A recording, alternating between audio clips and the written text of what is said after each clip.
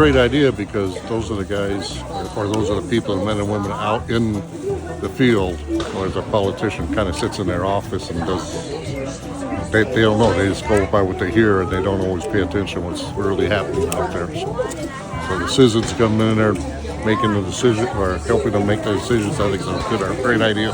Okay. All right. And do you think that it could be effective, or do you think that it could be? I think it'd be very bureaucracy? effective. I think it'd be very effective. Yeah, it'd keep our waterfowl and our hunting rights and everything else sound, and making sure there's enough game for us and everything else. Okay. Any concerns that you have with that, or no? Okay. Who would you like to see on that, as far as like what kind of folks?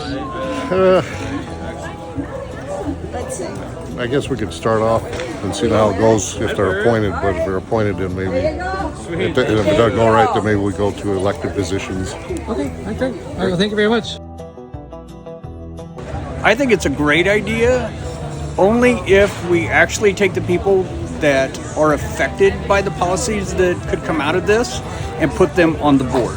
Such as when you go to get your hunting license and your duck stamps, you can opt in that you would volunteer to be on the council, and then we do a random draw of people, so it can't be stacked in any way. And then that way, those people honestly have skin in the game of making things better for us. Okay. And do you think that it's got the potential to be just more bureaucracy, or what are your thoughts about more citizen involvement? I think anytime we get more people, more residents in the state of Minnesota involved in our policy making, it's a good thing, because nothing screws up good policies like politicians do in St. Paul. Perfect. Thank you so much. I think it could be a really good idea. I think my concerns really kind of come from how would it be set up, how would it be chosen, what good does it actually do, and like who are they advising? So where does that information go? I don't want to make it become just some other layer of bureaucracy that nobody likes or doesn't go to, or there's more fighting. I hope that it's truly just like, here's some advice, and they're giving it to the folks that want to make those decisions. Wonderful. Thank you so much. Appreciate it.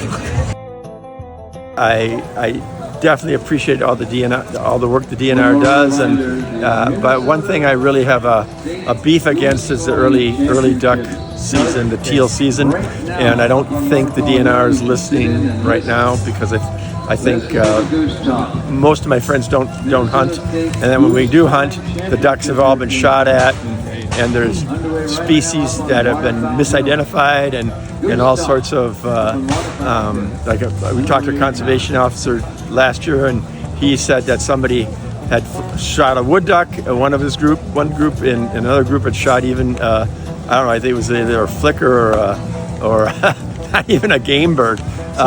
So I think you get some.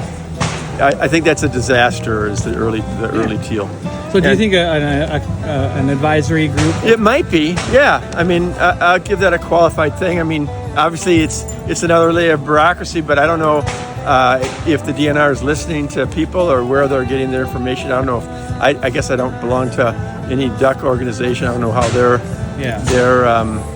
But I mean, I have a duck hunter do it every year, and I've done surveys for the U.S. Fish and Wildlife Service with my bags and turning in bands and stuff like that. Yeah. So yeah, I'm very interested, and I definitely think if this, if the DNR should have an effective method and let people know what, if they had we had like 600 complaints about the early season and 400 supporting it, or vice versa, I think that would be helpful. Some kind of a way so we can help manage it and know what other duck hunters, because I have my group of friends, but I don't have 600 of them. Right. Exactly. Yep. Yeah. Okay. So. All right. Well, appreciate it. Thank you so much. Thanks, Ron. I'm in support of any opportunity for the public and their group to be able to have direct access to those powers that make the decisions. The reason why I say that is because action brings positive.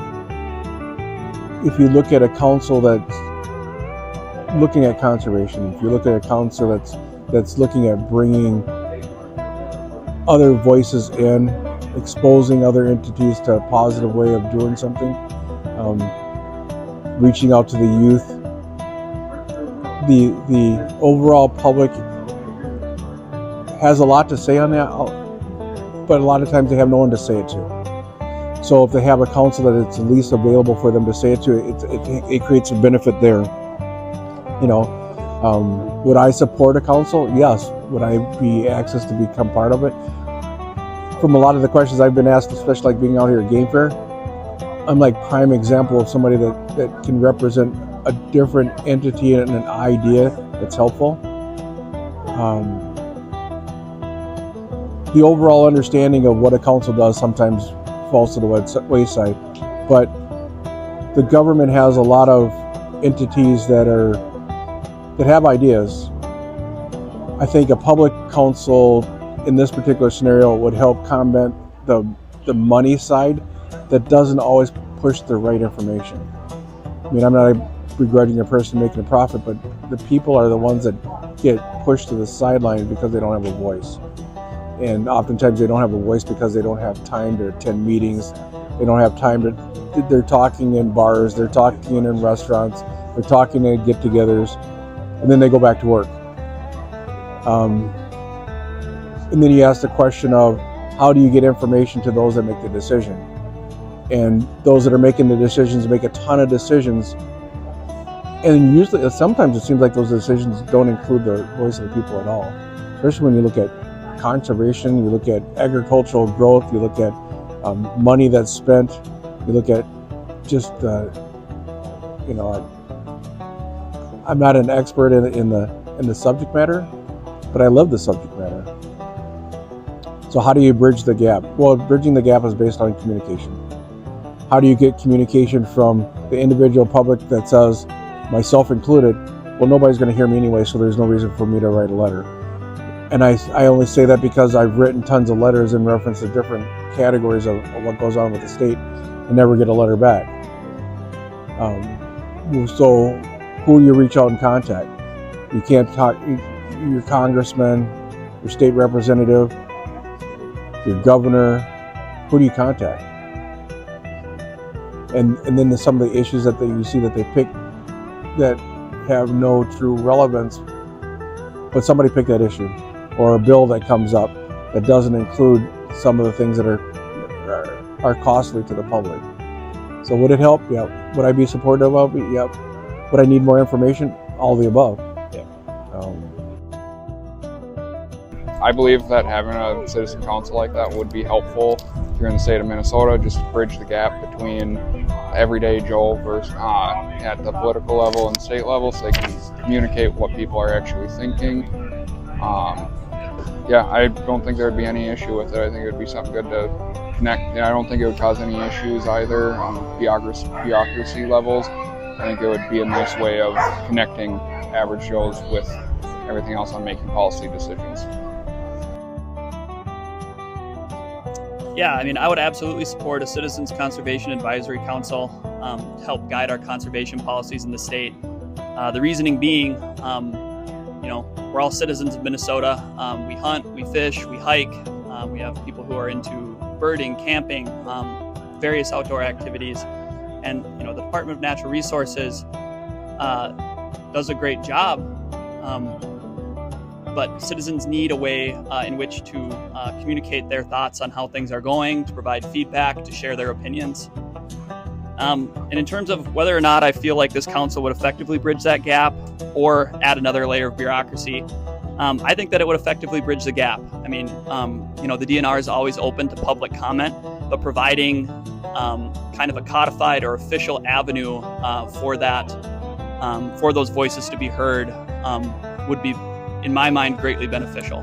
It would give citizens a direct path, an established path in which to, share their thoughts and opinions on how we're managing our natural resources within the state. For more information, regarding kind of the efforts around establishing a voice for Minnesota citizens, there's a new organization, the Minnesotans United for Conservation, and more information can be found at MinUcon.com. So that's MINNUCON.com.